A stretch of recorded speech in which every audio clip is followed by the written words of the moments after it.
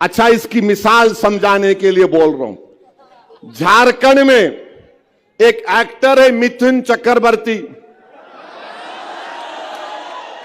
उन्होंने कुछ अनाप शनाप बक दिए, वो काट के करेंगे क्या की करेंगे, नो खाली काटना जानते हैं लोग।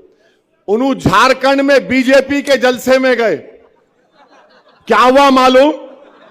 पॉकेट मार दिया उसकी, उसकी पॉकेट मार दिए।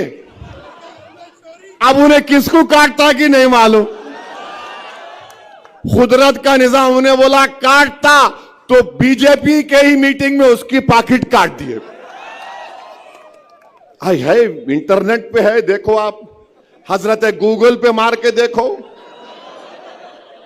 उसकी पॉकेट मार दी। ये क्या पॉकेट प्लेयर पूरे बीजेपी के जलसों में आते हैं क्या? मैं झारखंड का बोल रहा हूं, यहां का नहीं बोल रहा हूं।